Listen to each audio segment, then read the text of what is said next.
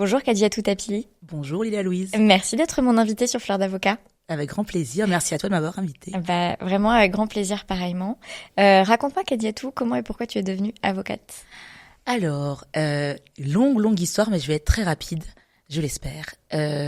Ma mère m'a toujours dit, on a grandi à Strasbourg, je viendrai dessus après, tu seras ou avocate ou médecin, parce que je n'ai pas envie que vous souffriez comme moi quand je suis arrivée en France. Ma mère est femme de ménage, mon père est ouvrier, et elle est arrivée à Strasbourg il y a à peu près 40 ans maintenant. J'ai 4 sœurs, une grande sœur qui est autiste, je précise parce que c'est un élément qui est très important dans ma vie. Moi-même qui suis deuxième, donc challenger, mais aînée de fait, et 3 autres petites sœurs qui ont fait des plus ou moins longues études. Mais du coup, j'étais un peu l'exemple pour mes petites sœurs. Et mon père est parti quand j'étais assez jeune et j'étais un peu le bras droit de ma mère. Et donc, vu que j'avais des bonnes notes, elle se disait qu'il fallait que je sois ou avocate ou médecin. Voilà. Ok, et donc avocate plutôt que médecin? Alors, j'ai un bac scientifique que j'ai eu dans la douleur, tu ne peux pas imaginer, 10,00, 7 Juste en maths. pour dire. Ouais, juste pour dire, je suis pas au rattrapage, mais je l'ai eu. Et après, j'avais fait une prépa médecine en terminale et je me suis dit que j'allais jamais y arriver parce que beaucoup trop long et même les matières scientifiques pas possible. Et en fait, j'aimais beaucoup l'histoire et j'avais cette rage, je pense, dès toute petite en étant une fille, une noire à Strasbourg, où, à mon époque, il n'y en avait pas beaucoup.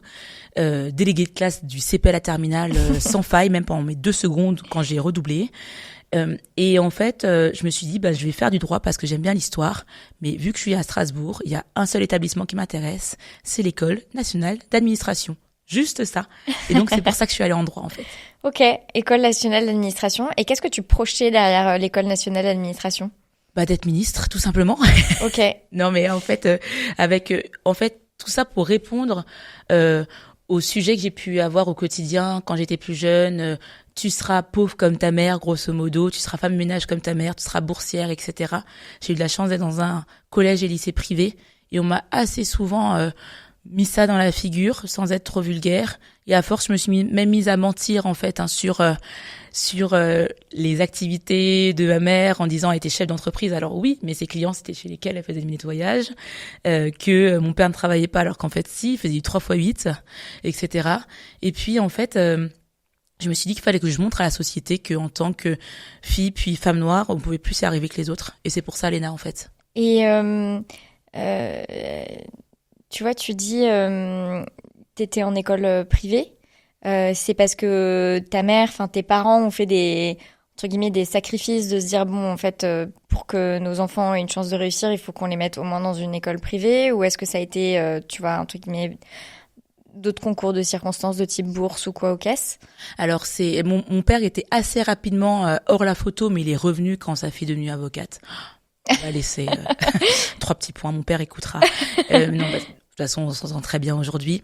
Mais effectivement, c'est ma mère qui s'est sacrifiée pour ses 5 filles, pour qu'on aille dans des établissements prestigieux, pour qu'on n'ait pas les mêmes difficultés qu'elle. Mes parents ont arrêté leurs études très jeunes, et donc ma mère voulait qu'on ait la meilleure éducation possible. Et certes, elle a eu la bourse, mais même si on l'avait pas eu, nous, on serait allés dans des établissements privés par la suite, quoi. Ouais. Ouais, donc enfin je veux dire aussi j'imagine une espèce de pression c'est pas juste la pression de ma mère a des ambitions pour moi, il faut que j'arrive, c'est en plus ma mère a des ambitions et elle a fait 1000 sacrifices pour que je puisse y arriver, donc il faut que j'arrive quoi. Ouais, exactement. Et en fait dès toute petite, j'ai eu cette pression, mais parce que en fait ma mère ça a toujours été mon modèle, je me suis dit elle a toujours tout fait, mais vraiment tout fait pour nous. Elle nous a eu jeunes, ma mère et moi, on a 25 ans d'écart, on se ressemble comme 2 gouttes d'eau en plus, peu importe pour ça.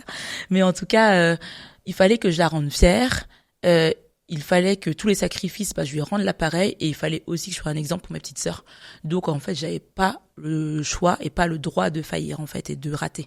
Et donc toi tu vises l'ENA, donc plutôt version ministre qu'avocate, alors que ta mère elle te voyait avocate. Est-ce que ta mère, quand tu dis que tu vises l'ENA, enfin déjà est-ce que tu lui en parles?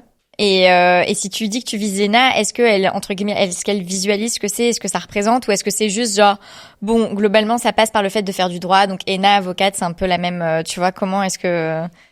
Pas du tout. Je pense qu'elle a même pas non plus l'idée de ce qu'est un avocat ou une avocate au quotidien. C'est juste que c'est des métiers prestigieux qu'on voit à la télé, New York Unité Spéciale, etc. par exemple. Et donc elle se dit qu'elle veut que ses enfants réussissent. Moi, quand j'étais plus jeune, je voulais devenir basketteuse professionnelle. Elle m'a dit hors de question. À un moment, je lui ai dit que je voulais travailler dans la mode. C'était hors de question aussi. Et donc, je lui parle même pas de l'ENA. Mais moi, je sais que les cours d'histoire, surtout à l'époque de la Révolution française, fin 19e siècle, avec les valeurs de la République, c'était des choses qui me parlaient parce que c'était des valeurs que j'avais aussi eues dans la cité dans laquelle j'ai grandi. Alors, on parlait pas de bienveillance, mais on parlait de liberté, égalité, fraternité. Et c'était un peu ce qu'on avait dans ma cité. Et donc, on serrait les coudes. Environnement dont j'avais énormément honte quand j'étais plus jeune. Et donc, je lui parle pas de l'ENA, mais je lui dis que je vais faire droit pour devenir avocate. Et c'est qu'au fur et à mesure de mes études de droit que je suis arrivée à l'avocature, en fait. Ouais. Sinon, Et finalement, t'as délaissé l'ENA, du coup? Ouais, j'ai complètement délaissé l'ENA parce que, en fait, au fur et à mesure, je me suis connue, moi. Et l'ENA aussi, je pense que c'était parce que je voulais casser les codes de l'environnement dans lequel j'avais grandi. L'ENA, c'était pour moi des personnes qui habitaient dans des villas, dans des hôtels particuliers à Paris, dans le 16e, etc. Et aujourd'hui, alors le 16e, on en pense ce qu'on veut. J'ai des amis qui sont dans le 16e, mais c'est pas l'environnement dans lequel je veux être. Donc, au fur et à mesure, je me suis connue. T'as changé de... J'ai entièrement changé d'avis. C'est rigolo parce que la semaine dernière, j'avais un avocat au téléphone qui est l'associé d'un avocat pour qui j'étais stagiaire en 2015. Et en fait, il me dit, mais attendez, donc vous avez quitté la profession d'avocat? Je lui dis, bah oui. Il me dit, mais c'est fou parce que moi, j'ai quand même le souvenir que vous étiez une jeune femme brillante, assez sûre de vous. Moi, je vous voyais déjà dominer le monde dans un cabinet américain du haut de vos Louboutins et tout. Et je lui ai dit, bah, je crois qu'à l'époque, c'est à peu près la vision que j'avais pour moi-même aussi. Ouais. Les Louboutins et les cabinets, je sais pas si américains, mais en tout cas, tu vois, les grandes structures internationales et tout. Et je lui dis, puis, bah, écoutez, finalement, c'est cette vision pour moi-même a changé et s'est réactualisée et ça s'est transformé en d'autres choses. Mais enfin voilà, c'est rigolo la manière dont, tu vois, il y a des espèces de paliers. Ouais.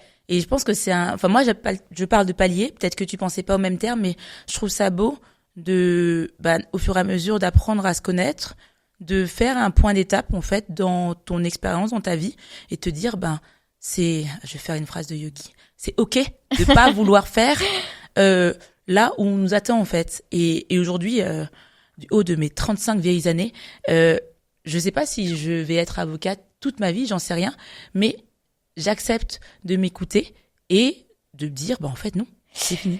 Oui, et puis au-delà de là où on nous attend, c'est aussi là où toi-même, tu t'attendrais à... Enfin, tu vois, là où toi-même, à un moment donné, tu t'es dit que t'irais, quoi. Et finalement, à l'épreuve d'une certaine réalité, de peut-être... Enfin, au-delà d'une réalité aussi, d'autres découvertes que tu fais, de te dire, ah ouais, mais en fait, il y a ça aussi qui a l'air cool et plutôt, je vais aller vers ça. Ouais. Et du coup, donc, entre guillemets, ton projet vers l'ENA s'évanouit progressivement au bénéfice de l'avocature. Comment est-ce que tu fais tes orientations, on va dire, à ce stade-là? Alors beaucoup, je suis encore dans le côté qu'Adiatou ne se connaît pas encore, vit au travers du prisme de sa maman, qui veut être la meilleure là où elle va. Et en fait, je réfléchis un peu à contrario par débouché. Je me rends compte que l'ENA, c'est quand même des études très prestigieuses et j'ai le côté je suis quand même femme noire, je sais pas si je vais y arriver quoi. Même si j'ai des bonnes notes, je suis pas certaine. Et les débouchés sont pour moi pas très très élevés. Droit constitutionnel en première année, ça me plaît énormément, droit administratif aussi. Et en troisième année, je découvre le droit des sociétés à l'université de Strasbourg. J'ai fait j'ai fait toutes mes études de droit jusqu'au master 2 à Strasbourg. Et en fait, le droit des affaires, droit des sociétés, y a le côté droit boursier, grosse structure dont je parlerai plus tard parce que je suis passée par là. Mais aussi, ça me fait tout de suite un écueil assez important sur l'épicerie du coin de ma cité où en fait, je me rendais compte que il y avait des personnes qui maîtrisaient pas forcément la langue française et donc comment s'installer quand on veut ouvrir un doner kebab On dit ici un grec. Et donc, j'essaye de discuter avec eux pour dire comment créer une société et tout. Et en fait, c'est comme ça que moi, je voulais aider les personnes. Et en fait, je tombe amoureuse de droit et société. Alors, pas de la SNC, etc., pour ceux qui nous écoutent, mais comment se lancer, en fait. Et c'est le côté entrepreneurial que j'ai découvert à ce moment-là. Et c'est comme ça que j'ai plongé vers l'avocature, en fait. L'aspect TPE, PME, l'économie du quotidien, ces aspects-là, quoi. Ouais. Et dans un stage de Master 2 à Strasbourg aussi, où il y avait un sujet de responsabilité, alors ou contractuelle ou délictuelle, peu importe, mais sur la farine du pain qui avait été créée, qui avait été utilisée, le savoir-faire, ça m'avait fasciné. Mais vraiment, parce que c'était en fait toute une étude de boulangerie qui pouvait en fait péricliter et être liquidée par la suite. Et en fait, c'est une affaire de famille, une affaire de potes, etc., quoi. Donc super intéressant pour moi. Ouais. Et donc, ok, droit des sociétés, avocature, et tu dis que tu as quitté Strasbourg après ton master 2, justement? Ouais, j'ai quitté Strasbourg. Alors je voulais quitter assez tôt parce que je me rendais bien compte que bon là on n'était pas 2 noirs mais 5. Et que, bon, à part faire du droit des étrangers, ça allait être chaud. Et puis, il y a eu vraiment un coup près. Alors, j'ai pas été prise dans les facs prestigieuses dans lesquelles j'avais postulé. Et en Master 2, j'ai une phrase, mais ultra choc, qui arrive en cours, où il y a une avocate, mais de manière très bienveillante, fait un tour de table et se demande où vont partir les personnes après le Master 2. Et moi, je dis que je veux partir à Paris. Et elle me dit, encore une fois, avec la plus grande bienveillance qui existe sur Terre, vous faites bien. Parce que en tant que noir, en Alsace, vous trouverez jamais de travail. Oh, mais l'enfer de ces gens. Ouais, mais c'est une réalité. Ah ouais, mais c'est une réalité, ouais. Et donc elle me dit ça et sur le coup, je dis rien. Et en fait, parce que je réalise même pas.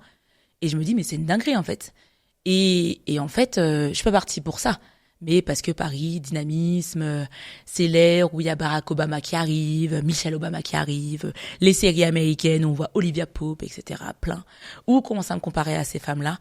Je me dis, mais c'est pas possible qu'il y ait que ces personnes-là auxquelles on peut me comparer. Et moi, je continue à m'oublier dans ces femmes-là qui sont très bien et qui ont été des modèles pour moi. Et donc, je pars à Paris en ayant cette avocate en tête qui me dit ça. Et c'est vrai que quand j'arrive à Paris, je me sens beaucoup moins seule.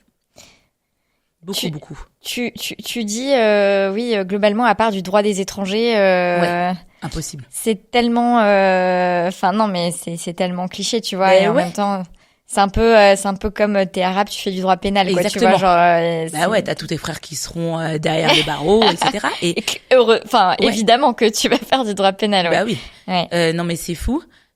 Et en fait, ce qui est encore plus fou, c'est jusqu'à l'année dernière, je réalisais pas à quel point c'était des vraies dingueries parce que assez isolée, je sais pas trop à qui en parler.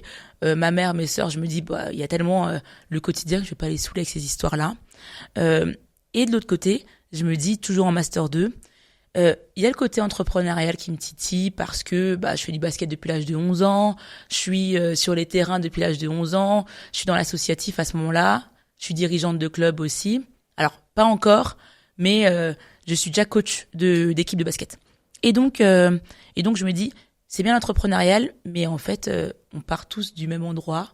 On va pas gagner beaucoup d'argent et il faut que je m'en sorte, quoi. Il faut que ma mère soit fière de moi et ça passe aussi, malheureusement, pour moi, en tout cas, à ce moment-là, par le financier.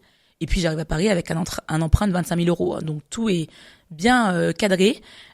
J'ai mon emprunt, j'ai mon barreau du premier coup, PPI, stage final, enfin, école EFB et stage final. Avec ton business plan où il faut que tu aies au moins tant de rétrocession d'honoraires parce que sinon ça passe pas. Et... Exactement. Ouais. Bien évidemment, j'arrive à Paris, je paye la prépa. Là, dans mon business plan, tout va bien. Sauf qu'après, j'ai pas les écrits du barreau. Donc, ouais. Et donc là, je me dis, ah ouais, grosse galère. Mon business plan, il est chaud. Et j'avais trouvé mon stage à l'époque chez Air France KLM avant même de rentrer à l'EFB, commencer par mon PPI pour avoir une rentrée d'argent. Et en fait, j'ai le PPI chez Air France KLM, mais pareil, gros stress, je n'ai rien à faire là, syndrome de l'imposteur énorme. Et je me dis, en fait, c'est foutu. Je trouve pas d'appartement tout de suite parce que plein de sujets, mais j'ai eu des phrases du genre ah non mais alors des femmes noires chez moi c'est du meublé, je sais que vous êtes des sauvages, mon lit va être souillé, je ne veux pas de vous. Enfer, mais en fait ça te rend plus forte et tu dis tu connais, t'as grandi en Alsace donc tu connais quoi. Et donc tu continues à te battre et finalement t'es rodé donc ça va. Et c'était une très belle expérience pour moi d'avoir raté le barreau parce qu'initialement j'aimais tellement le volet entrepreneurial que je me disais que je vais avoir le diplôme d'avocat mais je vais pas travailler en tant qu'avocate. Je voudrais être plutôt conseil en entreprise pour des personnes qui veulent se lancer. Typiquement, j'avais vu que la DGE faisait ça, parce que entreprise, oui, mais pas n'importe laquelle. Il faut que j'ai mon standing de réussite, donc direction générale d'entreprise ou chambre de commerce et de l'industrie d'une certaine ville, etc., pour aider les personnes à se lancer. Et en gros, mon petit bureau, etc., où je donne des conseils. Mais je voulais pas devenir avocate en contentieux, par exemple. Et en fait, mon expérience chez Air France KLM m'a permis de me rendre compte que je voulais pas du tout travailler en entreprise et pas du tout faire du conseil.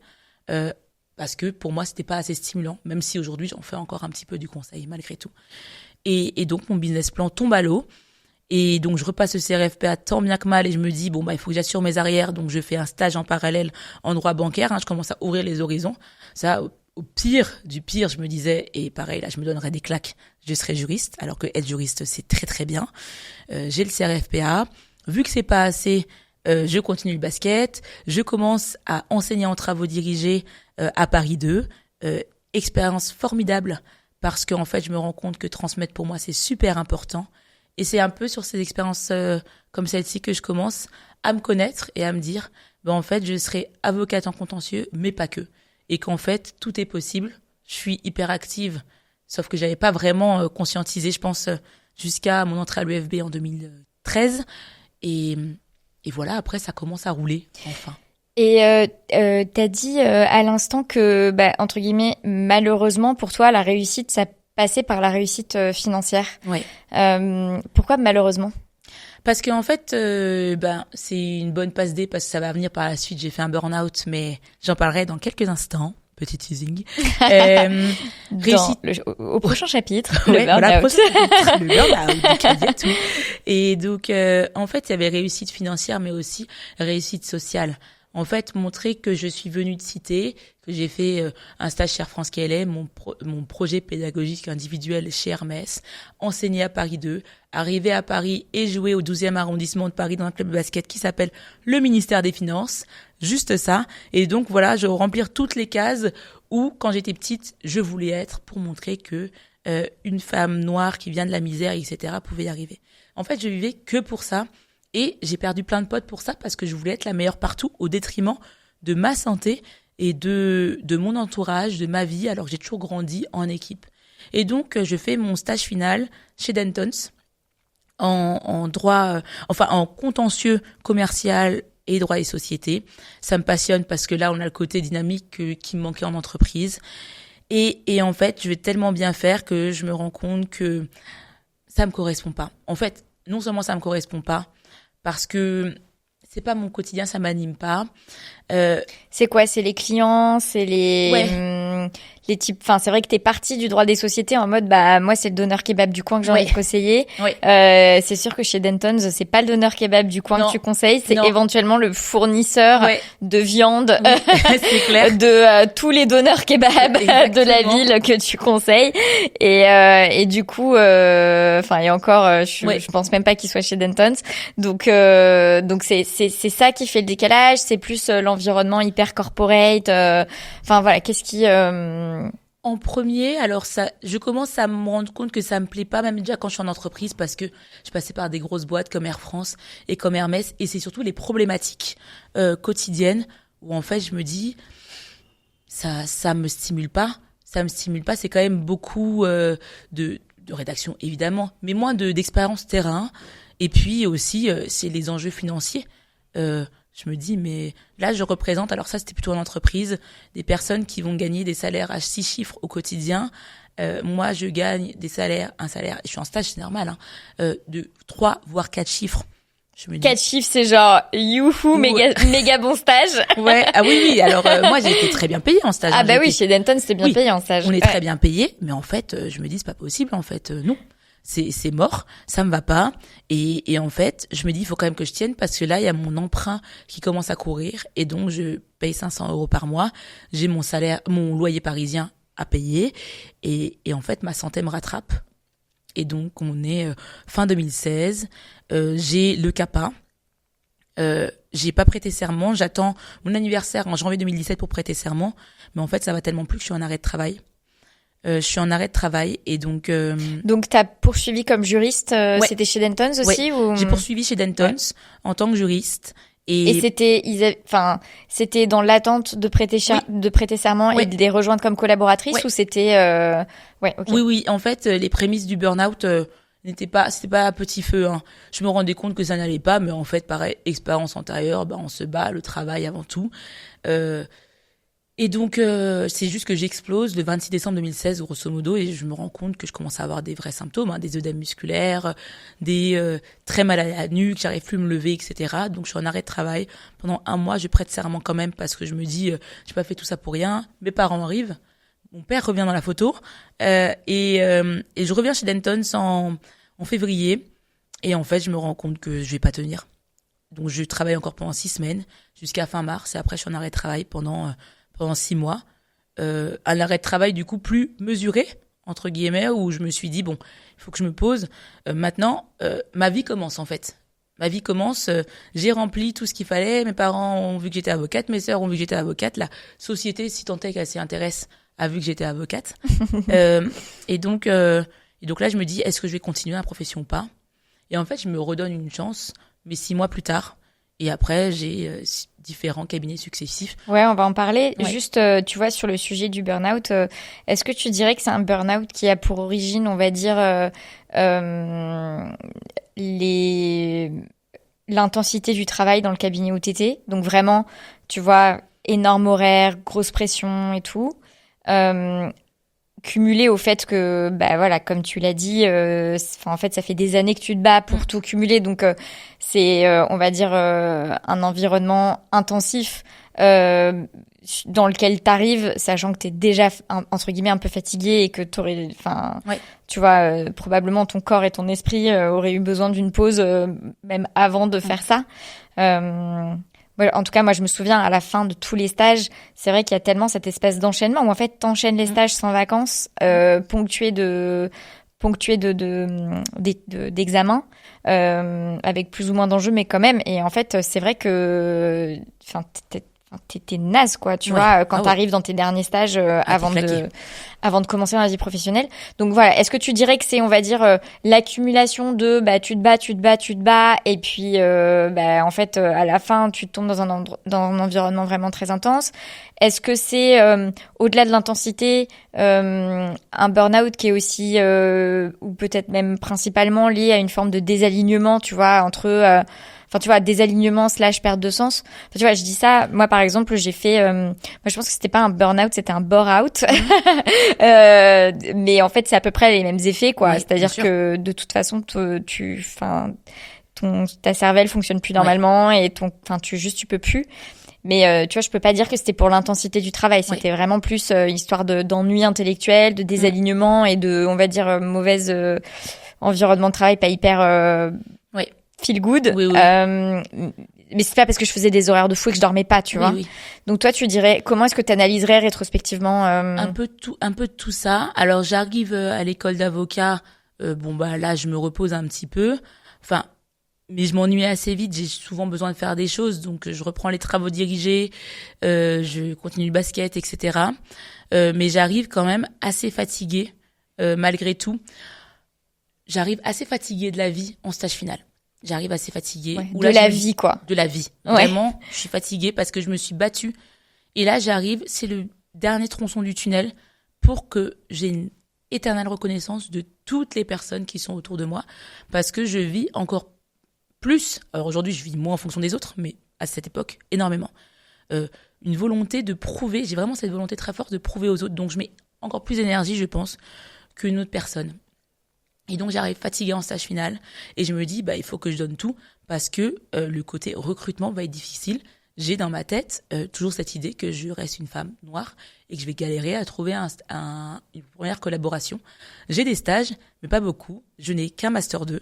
J'ai pas fait de LLM, j'ai pas fait d'école de commerce, j'avais pas les moyens de faire un master SP, etc. Donc je me suis dit que je suis quand même pas la fille prioritaire quoi. Et donc j'arrive fatiguée et je donne tout pendant mon stage final. Dans mon stage final, l'associé qui était avec moi ne pouvait pas prendre de collaborateurs dans la suite, il n'avait pas le budget. Donc, je me tourne vers d'autres équipes, mais il faut de nouveau que je fasse mes preuves. Et en juin, du coup, 2016, j'ai mon emprunt qui commence à courir. Donc, je me dis, j'ai pas le choix.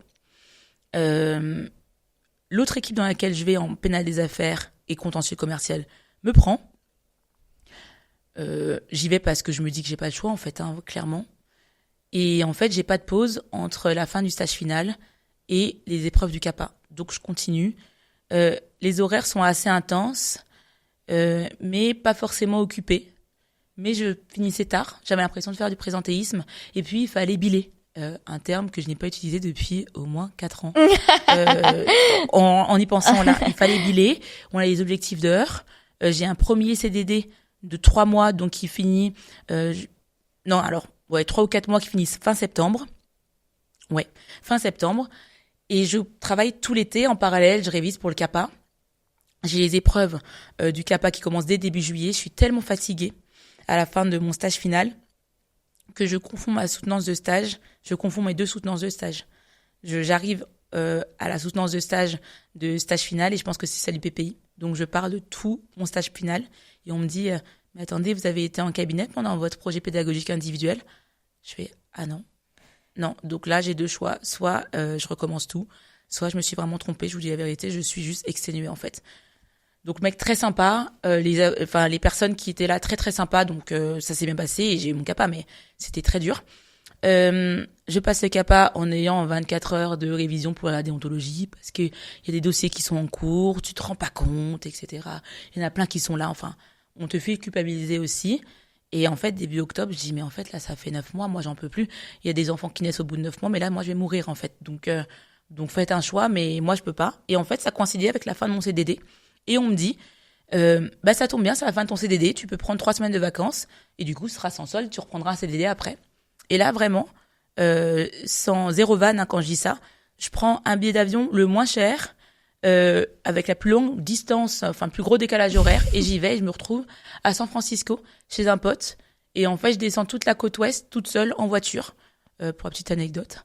Trop bien. Ouais, j'ai fait ce voyage aussi, mais pas en voiture, ça aurait été genre mon rêve du dessus, mais j'étais, tu sais, aux États-Unis pour les assurances avant un certain âge, louer une voiture, c'est du coup encore plus hors de prix. Donc du coup, j'ai fait avec l'Amtrak, mais très beau voyage, donc je comprends très bien. Et ouais, magnifique. Et moi, je savais pas où j'allais, hein, pour le coup, mais en tout cas, très magnifique, très enrichissant et très ressourçant. Je dors chez l'habitant au fur et à mesure de mon voyage, donc je fais San Francisco, Los Angeles. Tu fais du couchsurfing? Tu fais du... Ouais. J'ai fait, mais on a fait le même voyage. Et je fais du couchsurfing et en fait, chez essentiellement des personnes retraitées parce que c'était le moins cher, en tout cas, et c'était fou. Et en gros, je me retrouve avec une personne que je connaissais pas. J'avais écrit sur Facebook à l'époque. Je vais à la Vallée de la Mort, qui veut m'accompagner. Une personne qui était avec moi à l'EFB, qui était de Strasbourg, mais on s'était jamais parlé avant. Et donc, on fait 4 jours là-bas, chez un Indien de sang qui nous montre, qui vient vraiment, qui est Indien de sang et se coupe un bout du doigt. Bref. Et donc, on est à Los Angeles, je remonte voie classique via l'autoroute à San Francisco, je fais une visite à Berkeley de l'établissement et c'est là que j'apprends que j'ai le CAPA. Et donc, je me dis, c'est fini. Enfin, et je dis c'est fini. Et c'est pas enfin, ça s'ouvre, c'est fini.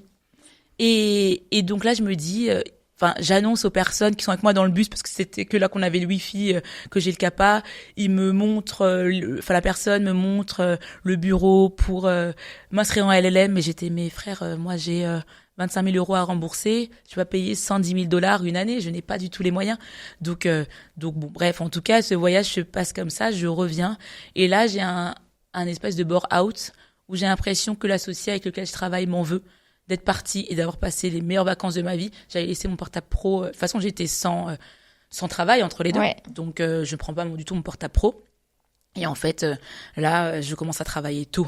Le matin, je finis très tard, vers minuit, 1h, mais pour faire de la traduction, des recherches. Et je me dis, je pas fait tout ça pour ça, en fait. Et en fait, j'essaye de me battre tant bien que mal. Et je travaille 25 décembre, 26 décembre, jour férié en Alsace. Et là, je me rends compte que c'est trop. Et je veux plus revenir. Et c'est là où tous les symptômes en fait ont commencé. Et voilà, c'était très compliqué. Et donc tu dis là se commence une période avec un arrêt de travail, enfin un arrêt tout simplement assez long, où où j'imagine tu te poses pas mal de questions de est-ce que finalement je prête serment, est-ce que quoi ou qu'est-ce. Bon, on comprend que tu as prêté serment, mais qu'est-ce qui fait que tu as redonné une chance à la profession d'avocat, tu vois? Je me suis dit que c'était trop facile de faire croire, enfin, c'était trop facile d'avoir fait tout ça et d'abandonner à ce moment-là, en termes de fierté personnelle très important. Et puis après, mes relations avec mon associé sont plus que détériorées. Il m'a dit que je n'étais pas faite pour être avocat, où il fallait que je fasse certaines branches d'avocat, avocat pour les nuls, je citerai pas parce que ça vaut pas du tout le coup, il fallait pas que j'oublie et ça a été la phrase de trop, qu'il fallait pas que j'oublie qu'en seconde, j'avais appris que 95% des enfants faisaient le même métier que leurs parents, donc peut-être que tu pourrais faire la même chose, donc ou ouvrier ou femme de ménage. Et là, je me suis dit non mais c'est trop. Et rien que pour ça, je me suis mise en arrêt juste après. Et là, je me suis dit, en fait, non, là, ça va être un arrêt où je vais vraiment kiffer et en gros, me connaître, savoir ce que je veux vraiment faire. Et c'est grâce à tout ça que j'ai redonné une chance à la profession d'avocat. Comment t'as géré financièrement ces 6 mois sans revenu du coup? C'était horrible. Ça a été l'échec du business plan. Ah ouais, alors ça a été genre le business plan était déjà genre il était genre chaud. Un peu chaud, mais là c'est le moment où tu l'as enterré quoi. Et là c'était vraiment la hesse comme disent les jeunes, donc la misère quoi. Où en fait là mon emprunt avait commencé à courir. J'avais essayé de geler, on m'a dit non mais Madame Tapilis, vous savez pas gérer votre argent, c'est pas mon problème. Ok, merci. Et avant, il n'y avait pas le Covid, donc il n'y avait pas des solutions bis, disons ça comme ça. Et j'avais pas pris d'assurance perte de collaboration, donc je suis vraiment passée à mon énorme rétrocession de cabinet américain aux 1800 € mensuels de l'ordre. Et c'était très très compliqué. Et j'en ai vraiment. Attends, 1800 € mensuels de l'ordre parce que c'est une couverture sociale que t'as. Ouais, c'est la couverture sociale de l'ordre. Et j'avais à un moment les indemnités journalières de sécurité sociale. Je savais même pas que tu pouvais avoir ce genre de couverture quand en fait t'as à peine exercé, tu vois. Mais bon, on va pas rentrer dans les détails du droit de la sécurité sociale de l'ordre, mais en tout cas, c'était grâce à ça. C'est cool que t'aies déjà eu une espèce de petit coussin d'amortissement pour couvrir à peu près tes charges fixes hors, tu vois, ton logement, de quoi manger c'est tout ce que j'ai couvert. C'est vraiment tout ce que j'ai couvert. J'ai même hésité à reprendre des études pour avoir la bourse, pour te dire. C'était vraiment le bordel. Et en plus, je refuse. Ma mère m'a finalement donné de l'argent, mais plus tard. Mais pendant mon arrêt de travail, mais je refuse que ma mère me donne de l'argent. Ouais. Mais j'avais repostulé parce que pendant mes études, j'avais travaillé chez Zara, donc j'avais repostulé chez Zara. J'avais repostulé dans des piscines pour faire du ménage. Enfin, je m'étais dit, il faut que je gagne de l'argent. Mais il fallait aussi que je pense à moi, quoi. Ouais. Donc, c'était très difficile de mêler tout ça. Mais je me suis dit, en fait, tant que j'ai la santé, tant pis, ce sera pour plus tard en fait. Et finalement, j'en ai bouffé pendant les 3 années qui ont suivi en termes de rattrapage, au niveau des impôts, au niveau de l'URSSAF, etc. Je pense que ça va mieux depuis ma 4e année de barre, quoi. Ouais, putain, ça t'a mise dedans sur du long terme, quoi. Ouais, mais en fait, si tu veux, pendant mon arrêt de travail, et ça a été entièrement... ça a été un tournant dans ma vie. Déjà, j'ai clairement suivi une psychanalyse, donc voir un psychiatre... ça m'a fait du bien. Et puis, en fait, j'ai une personne qui m'a dit, dans le cadre du basket, mais vu que tu ne fais rien de tes journées et que tu es en train de devenir un légume, mais viens m'aider bénévolement au sein du basket, etc. Et en fait, j'ai appris à vivre. Alors, ça fait très phrase feel good, comme vous voulez, etc. Mais en fait, je me suis dit, ok, je gagne pas d'argent, mais je m'épanouis au quotidien. Ça m'épanouit d'être sur les terrains de basket, ça m'épanouit de reprendre le basket parce que j'avais dû arrêter pendant ma collaboration, très courte finalement, mais en tant que juriste, j'ai dû arrêter les travaux dirigés aussi parce qu'il fallait que je sois là 24 heures sur 24 pour le cabinet. Et donc, je me suis dit que j'allais reprendre tout ça en fait et que ça allait mieux, que je reprenais du poids parce que j'avais perdu du poids. Et la suite viendra. Ouais. Non, mais ce qui est sûr, c'est que... je pense que c'est potentiellement un message à faire passer à beaucoup de jeunes avocats qui est que les premières années d'exercice, elles sont difficiles. Oui. Mais au-delà d'être difficile, c'est pas obligé. Il faut pas non plus. J'ai pas envie de cultiver l'image de c'est obligé que c'est difficile et tout. Mais le fait est, et comme n'importe quelle arrivée dans la vie professionnelle, en fait, c'est dur parce que juste il faut apprendre les codes du monde du travail et les apprendre de façon un peu plus sérieuses que juste quand tu fais des stages, tu vois, où Bien sûr. oui, tu commences à les apprendre, mais voilà. Enfin, il y a une grosse marche à passer pour passer de élève avocat, enfin, entre guillemets, étudiant de fin d'études à jeune professionnel. Enfin, il y a beaucoup de choses qui font que c'est dur et c'est, entre guillemets, normal que ce soit dur. Ce qui ne justifie pas n'importe quoi, Ouais. juste précisons-le. Mais que il y a beaucoup de choses qui peuvent se passer pendant ces premières années Bien sûr. et ça peut être des départs vers des départs de la profession, ça peut être de réajuster la manière dont on exerce. Et je pense que enfin moi, si j'avais un conseil à donner aux jeunes avocats qui commencent dans des grosses structures où ils sont très bien rémunérés et tout, c'est de pas caler leur niveau de vie sur cette rémunération-là et enfin voilà, d'être financièrement parlant en fait assez conservateur pour se laisser la possibilité sans que ça ait un impact. Enfin, tu vois, sans que ça devienne une énorme boulet sur du long terme, de pouvoir voilà, aller exercer dans des cabinets qui vont offrir un autre type de conditions de travail et potentiellement une rémunération moins importante également, tu vois, pouvoir faire une pause si besoin. Enfin, voilà, en tout cas, tout ce qui... Parce que ce que tu racontes, enfin voilà, ça peut arriver et franchement, et bien évidemment, t'as eu raison de prendre soin de toi et de ta santé et tout, mais c'est sûr que, tu vois, si en plus t'avais commencé ta vie professionnelle et tout de suite tu t'étais mise dans un espèce d'appart, tu vois, qui coûte une fortune et que t'avais, enfin, voilà, genre, bon, là au moins t'as pu baisser ton niveau de vie et te dire, bon, je vais apprendre à être heureuse avec pas grand-chose, juste le temps de me remettre. Et bon, après il y a eu les histoires, les impôts, l'URSSAF et tout, enfin c'est un peu tous les trucs mais enfin t'as pas empiré la situation quoi. Non, et puis tu te sens bien, donc t'es prêt à affronter ces difficultés sans que ce soit c'est un problème certes, mais tu l'accuses mieux, tu accuses mieux le coup. Et t'as totalement raison en fait de donner ce conseil. Je pense que il faut s'écouter et peut-être y aller doucement en fait. C'est un saut vers l'inconnu et comme toute personne qui apprend à conduire par exemple ou apprend à marcher, à part Kirikou en fait il y a personne qui speed en fait quand qui commence à marcher. Donc il faut y aller doucement. Et donc tu dis environ 6 mois de pause, donc ça nous amène, on va dire, à l'été 2017, quelque chose comme ça. Oui. Comment tu te remets en mouvement enfin voilà, comment tu raccroches les wagons et comment tu recommences à exercer?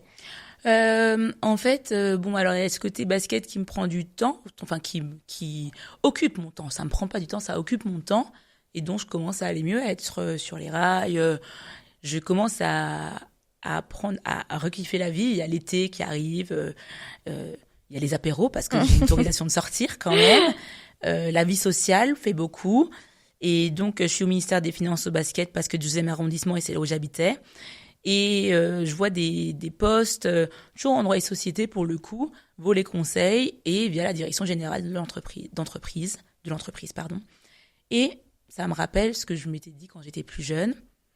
Et en fait, je me rends compte que il y a quelque chose qui manque. J'ai pas envie d'être derrière un bureau tout le temps, en fait, derrière mon ordinateur ou être au téléphone. C'est cool d'être au téléphone, mais moi, c'est pas ça qui m'anime à 100% au quotidien. Et je me dis, là, ça va mieux. Et donc, je vais quand même prendre le temps de trouver un cabinet qui me convient. C'est plus le cabinet qui va me choisir, c'est moi qui vais également choisir le cabinet. Et ça, j'avais jamais pensé à ça dans toutes mes expériences antérieures auparavant. Et donc, je passe plein d'entretiens.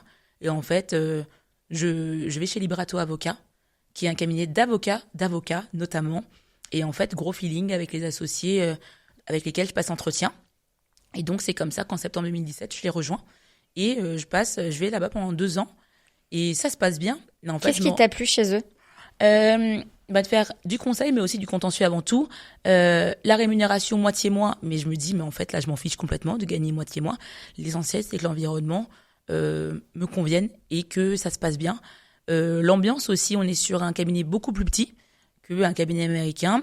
C'est une structure où il y avait à l'époque 6 personnes. Maintenant, ils ont grossi, mais avant, il y avait moins de personnes. Et donc, le fait de communiquer avec tout le monde au quotidien, de partager des déjeuners avec eux, des activités, etc. Donc très cool. Et en fait, ça se passe bien en termes ambiance. En fait, c'est la clientèle qui me plaît plus au bout d'un moment parce que la clientèle sont nos confrères. Et je pense que c'est comme un médecin qui ausculte un médecin. C'est très compliqué de défendre un confrère. Surtout quand on est jeune confrère à l'époque et que le confrère en question est beaucoup plus âgé. Et c'est compliqué parce que ils remettent en permanence en question tes conseils, ils pensent toujours savoir mieux que toi. Ah oui, oui. Oui, il y a un ego très fort chez les avocats et bon, je m'en rends compte aussi, hein, j'ai un ego qui est quand même assez important, mais très compliqué à gérer. Et en fait, ouais, ça m'anime pas, ça m'anime plus. En fait, au bout d'un moment, je me dis non mais moi je veux retrouver mon kebab du coin en fait.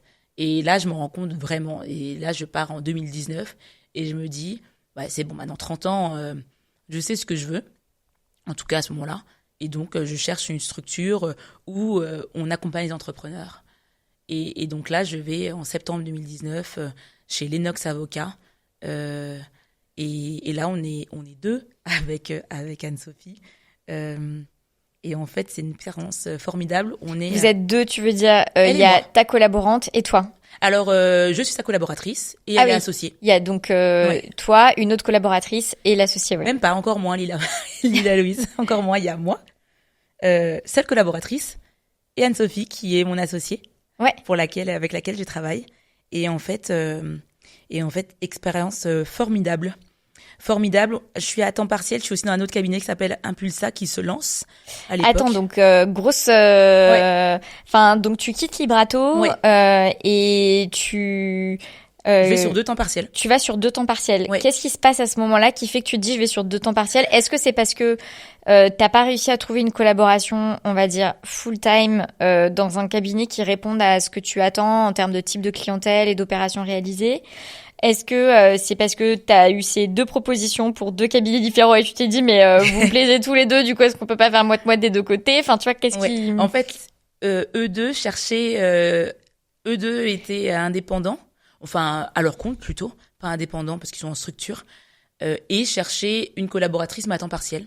Et ils se connaissaient? Oui, ils se connaissaient. Ah, ok. Oui. Ok. Et on en a aussi des, Oui. on en a. On a des configurations un peu similaires dans Iris et Thémis, parfois, avec effectivement des personnes qui partagent des locaux et qui sont dans des expertises similaires. Et en fait, c'est un premier recrutement et du coup, démarrage. Oui. Voilà. Donc, c'est 2 structures différentes. Mais non, j'avoue que j'aurais trouvé ça, entre guillemets, assez particulier si t'avais répondu à 2 offres de mi-temps différentes. Parce que là, je me serais dit, ok, c'est se compliquer la vie, mais pourquoi pas, on peut avoir un énorme coup de cœur et voilà. Non. En fait, ils se connaissaient et ils cherchaient tous les deux une collaboratrice ou un collaborateur à temps partiel. Anne-Sophie est accompagnatrice d'entrepreneurs, conseil et contentieux, droit des sociétés et droit social que j'avais pu faire auparavant, mais pas beaucoup. Et Jean-Baptiste Barcy, lui, full droit des sociétés. Et lui se lançait à l'époque. Et donc, moi, je me suis dit, why not? Parce qu'en fait, moi, je veux accompagner les entrepreneurs et j'adore le deal, donc j'y vais. Je me dis, 30 ans, maintenant, je sais vers où je veux aller.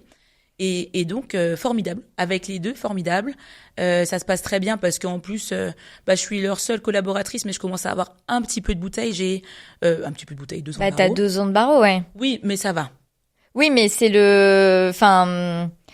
je vais te dire, moi, mon regard de recruteuse, entre guillemets, via Iris et Thémis, tu n'imagines pas le nombre de clients. Enfin, c'est le profil rêvé pour eux parce que à 2 ans de barreau, t'es entre guillemets dégrossi, tu vois, plus autonome sur tout un certain nombre d'opérations qui peuvent te confier, tu vois, où il n'y a pas une espèce de complexité telle que voilà, donc tu peux rapidement et facilement les décharger d'une certaine charge de travail.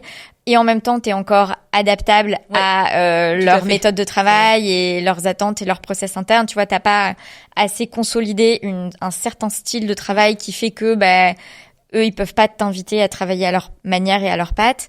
T'es à la fois un petit peu expérimenté, mais ta rétrocession d'honoraires est encore absorbable pour enfin tu vois, c'est pas une charge qui fait que tu réfléchis à 15 fois et tu demandes 4 fois l'avis de ton expert comptable avant de te dire bon allez vas-y je fais cet investissement. Enfin tu vois, c'est en vrai c'est un peu un sweet spot les 2 ans de barre parce que c'est un bon équilibre quoi. Donc oui, t'es un peu expérimenté, t'es pas non plus hyper expérimenté, mais comme tu le dis, ça fait que t'as l'aisance de pouvoir être leur bras droit de façon un peu plus voilà. Ouais, et c'est vraiment comme ça que je me suis sentie envers les deux. Et en fait, alors petite particularité par rapport à Anne-Sophie, c'est que elle est beaucoup sur l'intelligence émotionnelle et sociale.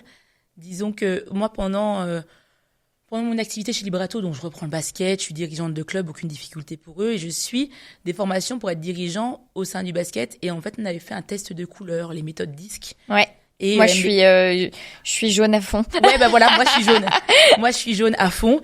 Et en fait, Anne-Sophie, elle me pose la question pendant l'entretien. Et je me dis, mais qui connaît ça?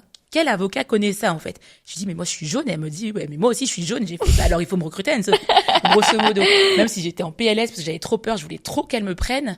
Et donc, on était toutes les deux jaunes. Et donc, c'était impressionnant. Et en fait, elle, ses clients, c'était aussi via les couleurs. Et donc, c'était impressionnant. Jean-Baptiste, très bien aussi, mais expérience beaucoup plus traditionnelle. Et en fait, on est en février 2020. Et en fait, Anne-Sophie, elle a une recrudescence de clients et elle se dit que soit on continue ensemble à temps plein, grosso modo, soit il faut recruter quelqu'un d'autre. Et 2 temps partiels, c'est difficile. Et donc là, j'ai le choix monstrueux à faire entre Anne-Sophie et Jean-Baptiste. Et je suis mon instinct jaune et je vais chez Anne-Sophie. Et donc, je passe chez Anne-Sophie à temps plein. Et en fait, elle me prend vraiment... Avec Jean-Baptiste aussi, il me prenait comme son bras droit. Mais en fait, j'étais avec elle sur tous les rendez-vous clients. Et Jean-Baptiste, pareil, hein, bien sûr. Mais il y a un fit qui est quand même beaucoup plus fort avec Anne-Sophie. Un fit émotionnel. Et j'ai énormément appris avec elle. Les expériences contentieuses que j'ai eues avec elle, où j'ai plaidé, etc. C'était très, très fort pour moi. Et je pense que c'est elle qui a été très importante aussi sur la manière dont je suis collaboratrice chez Bold aujourd'hui. Et pendant le Covid, il y a des difficultés financières. Et en fait, parce que les entrepreneurs subissent le Covid, ça a un effet boule de neige via le cabinet. Et donc, ma collaboration prend fin à la fin du premier confinement avec Anne-Sophie. Et là, mon cœur en est meurtri. Mais on est toujours en contact aujourd'hui, on s'entend toujours très bien. Et en fait, le jour où il y a la collaboration qui se termine avec Anne-Sophie, où elle me dit, il faut que je mette un terme à ta collaboration, excuse-moi. Ça m'émeut en vrai, cette histoire, parce que c'est une personne que j'apprécie énormément et que j'adore énormément. Et le soir même, il y a une offre pour Bold sur LinkedIn. Et je me dis, mais en fait, il y a toujours quelque chose qui nous attend. Et c'est là où moi, je me dis, je me connais, je sais ce que je veux. Et je postulerai que dans 2 cabinets, en fait, après. Et de l'autre côté, je parle énormément, désolée. C'est le concept du podcast, tu sais que tu parles énormément, enfin. Il n'y a pas de 3e invité sur qui t'es en train d'empiéter, tu vois, a priori. Et donc, on est le 14 juin 2020, et ce jour même, il y a l'offre de recrutement chez Bold. Et en gros, je me dis, soit je m'installe, alors que je m'installe par dépit, hein, je ne sais pas du tout pourquoi je me dis ça, d'ailleurs. Soit je fais ça, soit je passe la passerelle pour devenir magistrat, parce que jusqu'à cette année, il y a la possibilité de passer une passerelle via un concours externe, soit je postule dans un autre cabinet, mais vraiment un cabinet qui me correspond. Et en fait, Bold, j'avais appris à les connaître parce que via ma casquette de basketteuse engagée, je suis dans une autre association qui s'appelle Ladies and Basketball, où on a suivi un programme d'incubation chez Hello Willa, et Bold faisait des office hours. Et je me suis dit, mais en fait, c'est trop comme ça que je veux aider les entrepreneurs aussi. Et ça me rappelle encore une fois le Doner Kebab, qui est accompagné par des professionnels. Ouais, version tech, mais version tech, oui. mais c'est carrément le principe, ouais. Et juste, je souligne, mais tu vois, nous avec Iris et Témis, on a plein de clients qui qui sont presque un peu timides de dire bah voilà, nous on accompagne les TPE PME, tu vois, bah oui, c'est le commerçant du coin, enfin tu vois ce côté un peu bah voilà, petites et moyennes entreprises, rien de très bling, juste des boîtes dont d'ailleurs il y en a plein qui fonctionnent très très bien. Enfin, je veux dire, voilà.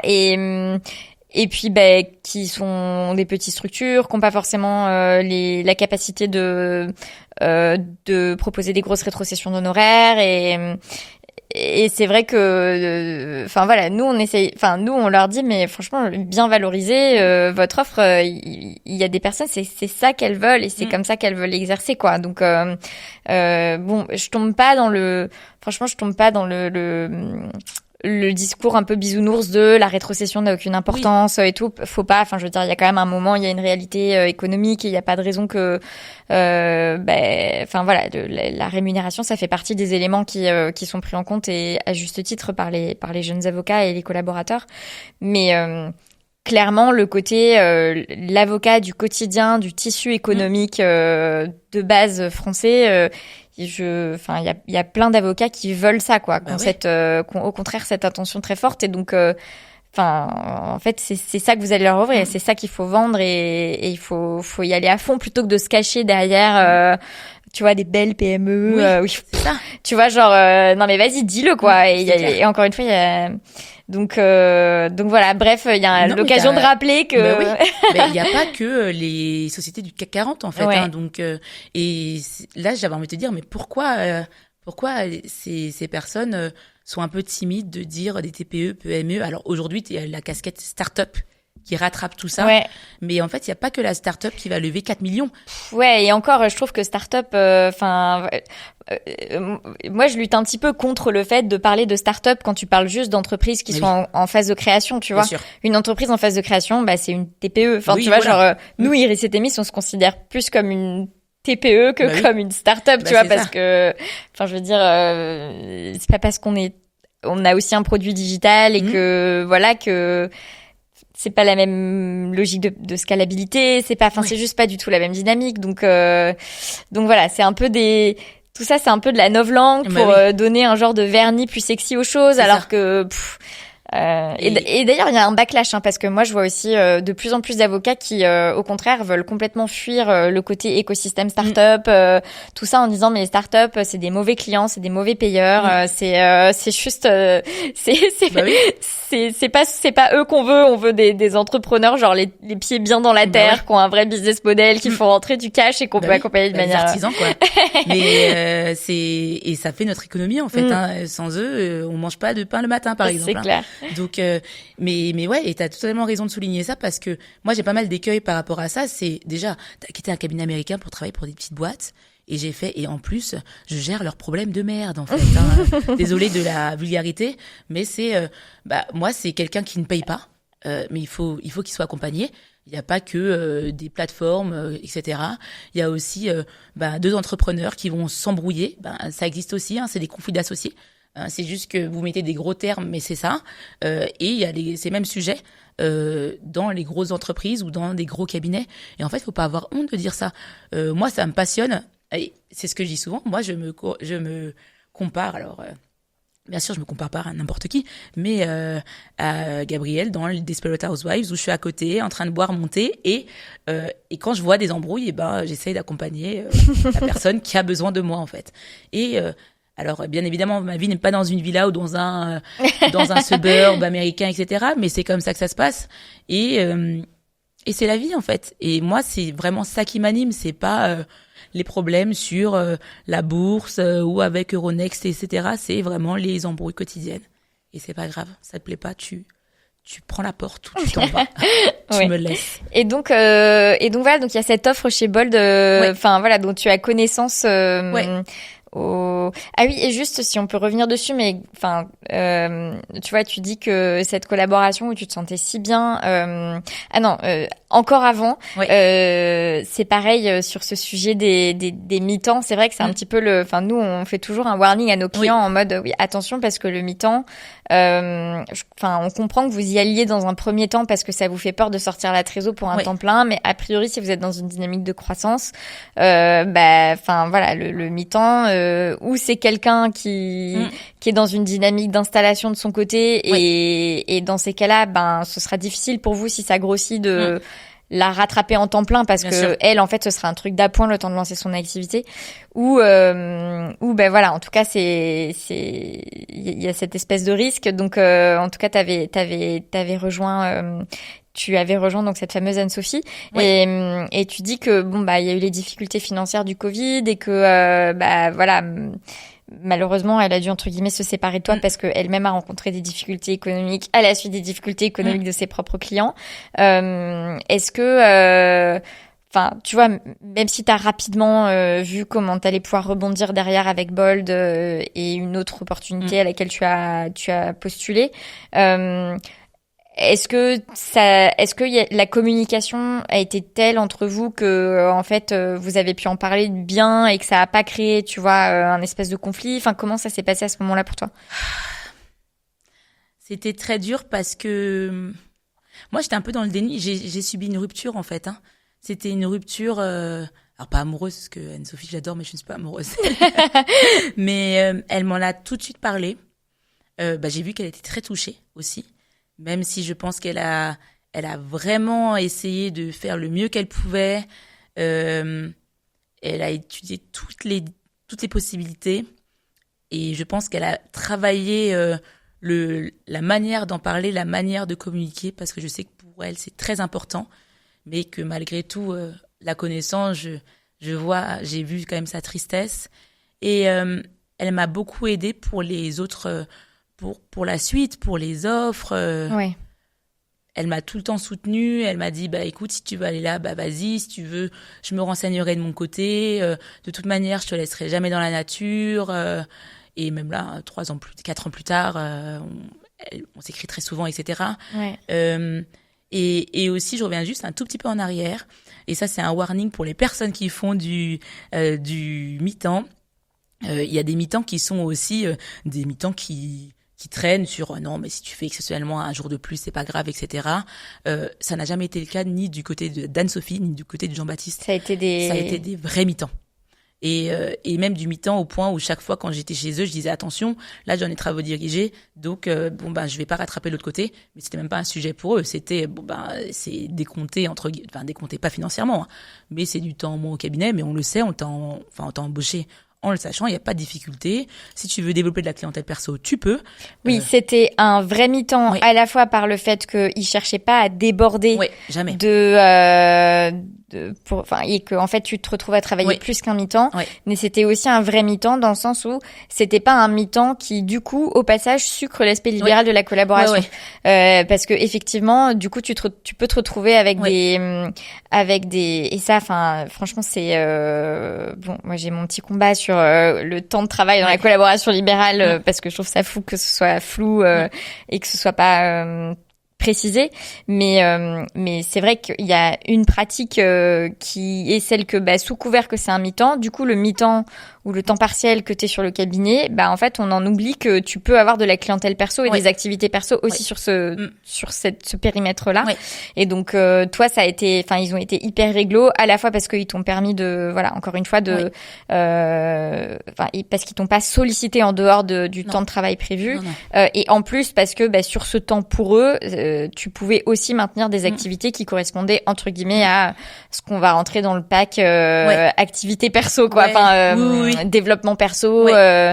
Ok, super réglo, c'est bien de le souligner. En plus qu'on est fin 2019, Anne-Sophie est en congé maternité. Après, on a les grèves des gilets jaunes. Les gilets jaunes. Des avocats avec la retraite, Avec la retraite. Là, les grèves SNCF où on marchait des heures et des heures pour aller à la gare. Et tout ça, Anne-Sophie, c'était couvert, quoi. Elle a tout couvert. Elle a encaissé, pour moi, de toute façon, c'est un modèle aussi. Qu'elle entende ou qu'elle n'entende pas ce podcast. et donc pendant mon préavis, etc., elle m'a énormément soutenue en termes de négociation pendant les entretiens, etc. Même si ça n'a pas été un sujet, mais en disant fais attention à ça, ça et ça, je commence à te connaître, ne sois pas trop gentil, etc. Et donc jusqu'à jusqu'à mon départ officiel du cabinet en août, à la fin de mon préavis, elle a été là, quoi. Ouais. Non, mais c'est quand même bien la preuve que, en fait, le problème, c'est pas qu'une collaboration se termine. Le problème, c'est qu'elle se termine en jus de boudin parce qu'il y a pas de communication, parce que t'as quelqu'un qui rencontre des difficultés financières et qu'en parle pas, et qu'il y a un moment où tout d'un coup le couperet tombe et ça devient genre l'urgence que la personne parte, et enfin tu vois, il y a rien qui est un peu pensé, il y a pas d'huile qui est mise, il y a pas d'aide qui est apportée et tout, alors que en réalité enfin s'il y a une difficulté qui est rencontrée et qu'elle est parlée et qu'en plus il y a tout ce qui est fait pour entre guillemets accompagner la personne vers la sortie de la manière la plus soutenante possible, en fait il y a aucune raison que ça se passe mal. Enfin, je veux dire, n'importe qui qu'on peut comprendre que qu'une entreprise, enfin voilà, encore une fois, la manière importe plus que le fond, quoi. Ouais, vraiment. Et c'est une vraie sortie par le haut, et elle m'avait même filé des dossiers perso pour combler si besoin, quoi. Si j'acceptais pas à Bold, par exemple. Ouais. Donc ouais, trop bien. Ouais. Non, mais encore une fois, franchement, j'insiste dessus. Moi, c'est pareil, tu vois, on a des clients qui nous disent oui, mais voilà, c'est mon premier recrutement, mais j'ai peur parce que j'ai pas envie de recruter c'est un pari, tu vois, de recruter un premier collaborateur, et oui, mais si du coup la croissance est pas au rendez-vous derrière, j'ai peur que en fait de devoir mettre fin à la collaboration. Moi, j'ai pas envie de recruter quelqu'un pour le limoger dans quelques mois. Et je lui dis mais bien évidemment que vous recrutez pas quelqu'un pour dans la perspective de le virer dans 3 mois. Enfin, ça n'a aucun sens, et c'est pas du tout l'idée. Bien évidemment, il faut pas le faire à la légère, et l'idée c'est pas juste voilà, faites-le en ayant une bonne connaissance de vos chiffres, et c'est pas le premier mois d'accélération qui fait que c'est bon, on peut embaucher 3 personnes. Mais en fait, si vraiment dans quelques mois, en fait, pour une raison ou pour une autre, c'est pas viable pour vous de maintenir la collaboration telle qu'elle est, le problème, ce sera pas ça. Le problème, c'est si vous n'en parlez pas, et si vous subissez le truc, et si tout d'un coup ça se transforme en ciao bye bye, et puis là ce sera un problème, mais voilà, ça fait partie de la vie, quoi. Voilà, exactement. Mais comme dans toute profession, finalement. Exactement. Tu te lances, alors pas dans la Startup Nation, mais tu te lances, tu crées une structure, tu sais pas de quoi va être fait l'avenir, en fait, hein, donc voilà. Et t'as dit que t'avais passé des entretiens, donc à la fois chez Bold et dans une autre structure. Ouais, c'est tout. Et voilà, et c'est tout. Et donc juste dans ces deux-là, parce que t'avais identifié que c'était ce type de accompagnement des jeunes pousses, entrepreneurs, conseil contentieux, avec mes exigences, parce que j'arrive chez ces 2 cabinets où je leur dis Kadiatou, 31 ans, pas vénère de la société, mais maintenant qui sait qui elle est. Donc, elle dit tout de suite qu'elle est dirigeante de club, qu'elle est joueuse de basket, qu'elle est chargée de travaux dirigés, qu'elle est élue au comité parisien de basketball, et qu'elle est engagée dans le basket de manière générale, et qu'à côté, il y a ma vie personnelle. Donc, donc voilà, je dis tout ça. Et en gros, les gars, c'est à prendre ou à laisser. Mais moi, je sais que j'ai pris que 2 cabinets, et c'est vous que je veux. Sachant que chez Bold, l'annonce, c'était pour faire contentieux 100%. Moi, c'est ce que je voulais, mais aussi des beaux commerciaux, un peu moins, mais pourquoi pas. Et ils cherchaient quelqu'un avec 2 ans de barre. Donc moi, je postule avec mes 3 ans de barre, quasiment 4 ans de barre. Je postule chez eux parce que c'est ce que je veux faire, et je veux participer à ce que je voyais chez Hello Willa aussi. C'était ça qui m'animait beaucoup. Et dans l'autre cabinet, c'est à peu près la même chose. Et donc là, je passe sur un harcèlement sans nom. Je les appelle tous les jours, que ce soit Bold ou l'autre structure. Et j'ai une offre des 2. Et en fait, je choisis Bold, alors que l'autre cabinet, la rétrocession était plus intéressante, avec... non, en fait, il y avait juste ça. Il y avait juste la rétro qui était plus intéressante. Et en fait, ce qui m'avait énormément séduit chez Bolt, c'est qu'ils ont tout de suite parlé de la liberté à côté. Ils m'ont dit, mais en fait, oui, c'est bien que tu me dises tout ça, mais déjà, j'ai vu ton CV. Et puis, nous, c'est pas du tout un sujet. Tu fais comme tu veux, grosso modo. Et donc, je me suis dit, go Bold, en fait, hein. J'ai pas trop tergiversé. Anne-Sophie a été très, très importante dans ce choix, parce que c'est bizarre, arriver à 31 ans, bon, je commençais à avoir de l'âge, de la bouteille et tout, mais d'avoir enfin le choix. Parce que, en fait, je me suis dit dans les autres, j'avais un peu le choix, mais pas trop. J'ai fini de rembourser mon emprunt à ce moment-là aussi. Donc, je me dis, là, je peux commencer à vivre, c'est du plus, en gros. Et c'est souvent pour ça que je dis que je suis née environ à 30 ans et que là, globalement, j'ai 5 ans. Donc voilà, aujourd'hui, mon visage ne trahit pas de trop. Et donc voilà, je choisis Bold. Et depuis, ça roule. Parce que aussi, oui, ce que je dis juste avant, c'est, alors pour votre parfaite information, je suis à mon 5e cabinet, ça fait 4 ans que j'ai prêté serment. Si vous avez peur, ne me prenez pas. Mais moi, je sais que ça va bien se passer. Mais voilà. Ouais. Ouais. Ouais, non, mais enfin, voilà, encore une fois, la rétro est pas Non. l'unique ligne Vraiment. de mire. Vraiment. Et ça, Ouais. c'est pour tous les jeunes pousses et aussi moins jeunes pousses parce que il y a des domaines où on sait qu'on se dit à 5 ans, il faut qu'on gagne 100 cas par année, sinon il n'y a pas de retour sur investissement. Alors, je peux comprendre qu'il y en a, ils veulent acheter des appartes ou ils veulent vivre à hauteur du travail qu'ils donnent. Mais en fait, si on est bien dans le travail, c'est pas qu'on compte pas, je vais pas faire Mère Teresa ou d'autres personnes